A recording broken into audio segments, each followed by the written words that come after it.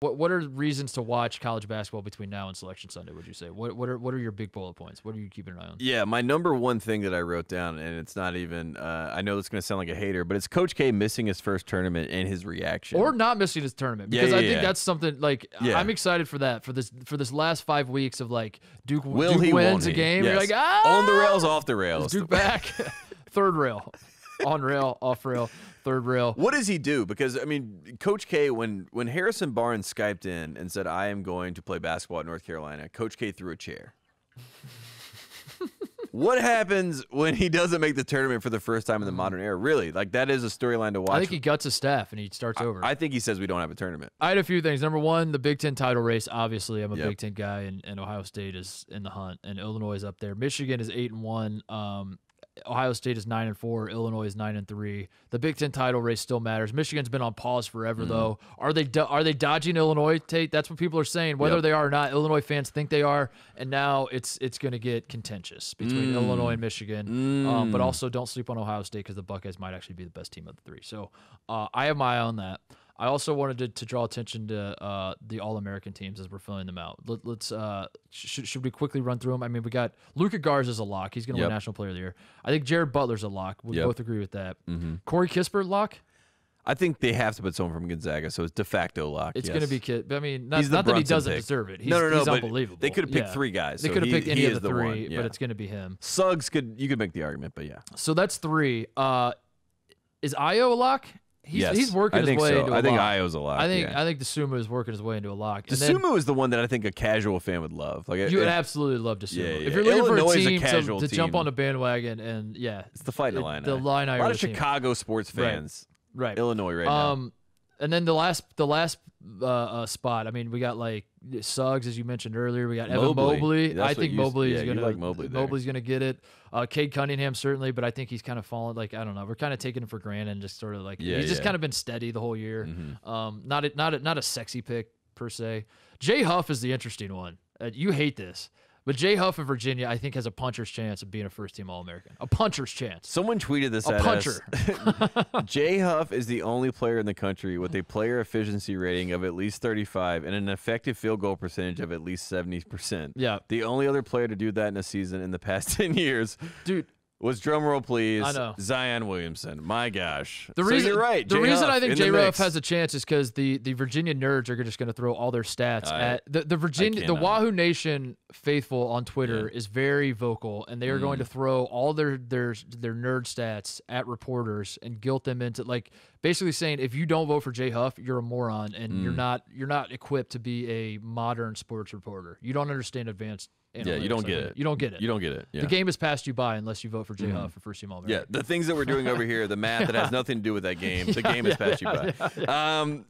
What else? The A10 race. So a lot of people at home, they're like, these guys don't know anything. Yeah, they only talk about the big guys. The Atlantic 10 right now, we got a lot of teams, involved to see who's going to. St. Bonnie's, the Bonaventures are at the top. We got VCU half a game back. We got Davidson half a game back. We got UMass half a game back. We got the Richmond Spiders 1 game back, and we got the Dayton Flyers 1 game back. So the A10, I mean, that is a lot of good teams. Rhode Island also knocking on the door. Duquesne, the Dukes knocking on the door. So the A10 race throughout the rest of the season will be fun.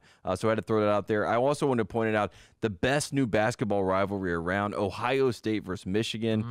That is something to watch down the stretch. Both teams think that they are the 3rd best team in the country. Again, this is Big Ten basketball. Who is the 3rd best team in the country? Stat of the day. We are going to fight for this, so that's something to watch down the stretch. I'm excited for that.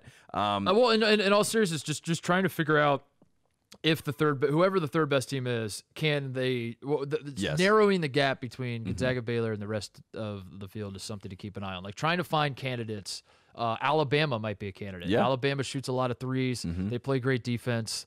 It makes a lot of sense that they could beat anybody, and they certainly can. But are they as good as Gonzaga and Baylor? I don't know. But they only have to be one night. That's how the tournament works. So, that's one of my other storylines. Mac McClung and Chris Beard's fireside tour through the tournament. I am very much watching those two guys. I also have Will Shaka Smart and Texas return to form. This is the team that we thought that was going to go to the Final Four again. They're dealing with a COVID lull, so we'll see if they can get back to that. USC, I just put USC. I don't know. I don't know what to watch. No, that's good. That's just USC. Just watch them play. That's what USC fans want. Yeah, exactly. Just watch them play. And then my final one, UConn with James Bouknight. I know I just mentioned it before, but I think that might be the best show in college basketball. Yeah. Imminent return. Yeah, I mean, I made a list of. Someone asked us to go over like teams that are fun. Like who's a team that would be if you're someone who typically cheers for Duke and Kentucky because you're the worst. You're Drake. Yes. Drake. Who is Drake pulling for? It's not Drake anymore because Drake lost. So he's like Drake did lose. Yeah, I'm out. So who should fill in the gaps of Duke and Kentucky if you're a bandwagon person, or just who are fun teams to cheer for? Alabama, certainly, I mentioned earlier.